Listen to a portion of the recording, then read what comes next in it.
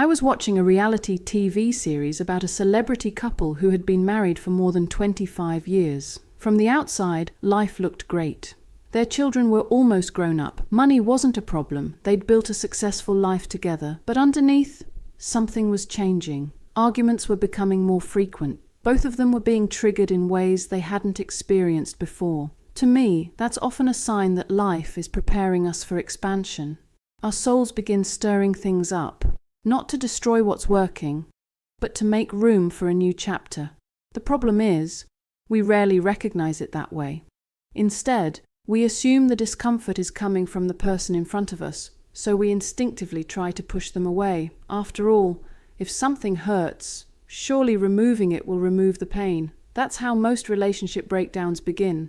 The couple decided to try marriage counselling because it was a reality show. We were able to watch some of the sessions. They talked openly about their frustrations, which was helpful. But then the conversation arrived, somewhere I knew wasn't going to solve the problem. The therapist asked each of them to identify one practical thing they wanted from the other, something tangible, something reasonable, something that, if their partner did it, would make them happier. Eventually they reached an agreement. They had a plan. The husband agreed to spend quality time with his wife every week doing something she wanted to do. His wife agreed they would be intimate twice a week. On the surface, it sounded sensible. In fact, it sounded like the kind of advice many people would happily pay for because it was very practical. But as I watched them leave, I knew it wasn't going to work. Not because either of them lacked commitment. They genuinely wanted their marriage to thrive. The problem was much deeper. They hadn't solved the real issue. They'd simply agreed to perform new behaviours while carrying exactly the same emotional resistance. In fact, they'd added another layer. Now they weren't just unhappy. They also had to make themselves do things they didn't genuinely want to do. Resistance. On top of resistance. We watched them faithfully stick to the plan over the next month. They tried.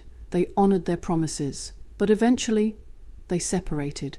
Watching it unfold felt deeply sad. Not simply because a marriage ended, but because it felt so unnecessary. They had just entered a new stage of life. The children were leaving home. They had financial freedom, years of shared memories, successful businesses, and after spending the previous 5 years building their dream home together, I watched the moving trucks arrive. The house went up for sale. Everything they'd built together began coming apart. What struck me most wasn't the ending. It was knowing that wherever each of them went next, the same emotional patterns would eventually surface again.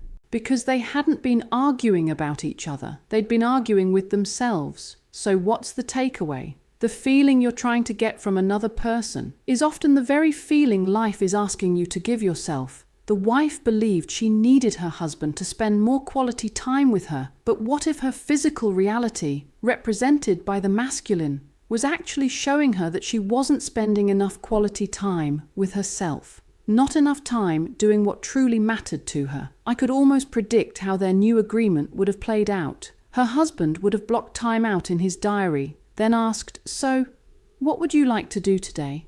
And there's a good chance she would have replied, "I don't know," because the issue was never time, it was connection. The husband believed he needed more intimacy.